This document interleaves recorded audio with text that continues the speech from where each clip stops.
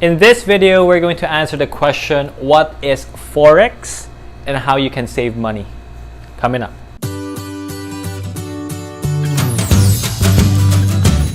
Hi guys, Jan here and welcome back to The Present. And today we're going to answer a question coming from a guy, or no, it's a girl I think, Felipa Loy Loy. Okay? So the question is quite long, so here we go. Sir, mangutana ko unsa ng Forex. How to save the money nga gipada sa akong anak, gusto ko makatigom pero na ako'y daghang bayro nun inig abot sa kwarta. So the context of the message is, number one, what's Forex, what it is, what it stands for, and number two is how you can save money.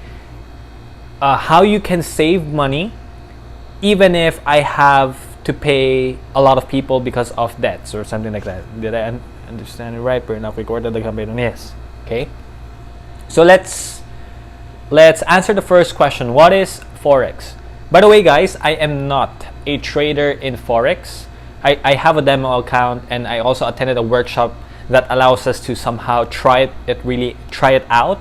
And the main reason why I attended the workshops because I want to know more about it, because in the city where I'm living in, there are a lot of investment schemes that are coming out and they are claiming that they are earning money. They can return a huge, like, what do you call this, like percentage every month because they are investing it in Forex. So I really want to understand more about it, if it's true or not. And sad to say, it is possible, but what they are promising is not sustainable.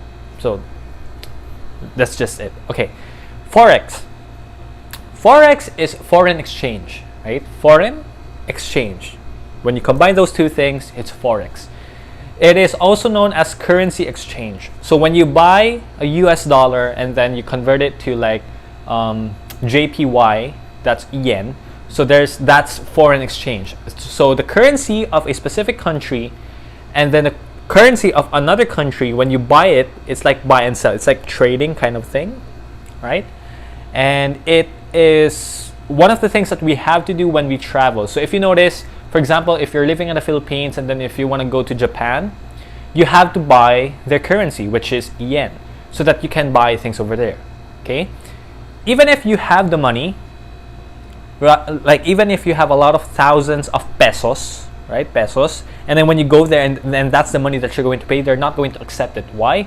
Because it's not their currency and it has different value. Okay? So it's the same thing. When people from the United States, from Australia, from China, from Japan, from Malaysia, from Indonesia, from wherever, when they go to the Philippines, they have to trade their currency with our currency so that every time they have a transaction here in the Philippines, they can use the money which is in peso so that they can also buy things from us, which is in the Philippines. Do you get this? So that's foreign exchange. That's the very, very super basic definition and explanation of what it is. In terms of if you want to trade and if you want to invest, that's a different story. In fact, one of the things that we had to understand about Forex, and this is one of the things that I learned from the workshop, is that it is not legal or regulated here in the Philippines. Okay? So that means we can still invest in Forex, but we have to open an account outside of the Philippines, not in the Philippines. Do you get this? Yeah, so that's how banks are doing it. They have an account outside, so they have a transaction over there, and then that's the reason why it is possible. So if we do Forex within the Philippines, it is not allowed as of this recording. So it may change. Obviously, like a lot of things in this world can change based on the government, based on the market condition, based on crisis or whatever. But the point is, it can change. So as of this recording, it is not regulated here in the Philippines. So if someone will offer you that they're going to invest the money in Forex and they are doing it within the Philippines, that they're not going to transfer the account over there, that is not allowed. Okay?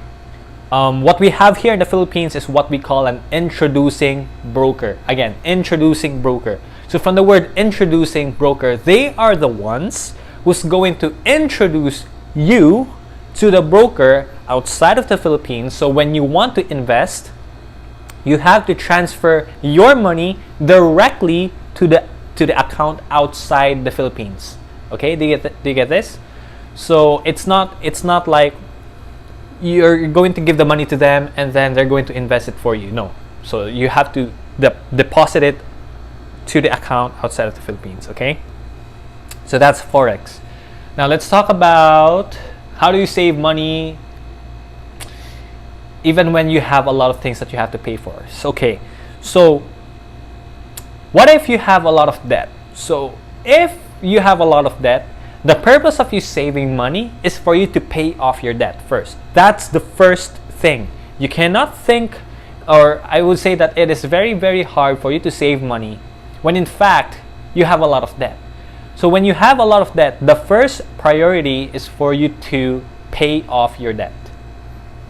Regardless of what your reason is, you have to pay off your debt. Why?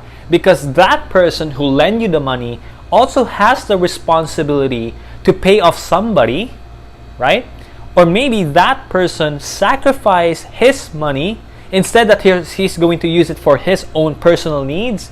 He gave it to you, or he lent it to you because you needed the money. And so it is your responsibility, obligation, and duty for you to pay off that person because you borrowed the money. That means the word is borrowed. It is not yours to begin with. You just borrowed the money. And so your mindset right now, if that is your situation, is not for you to save money. Your priority right now, your most important thing and the most urgent thing is for you to pay off that person. Are you getting this? So let's not think about saving first. Let's think about finding ways to pay off that person. Okay.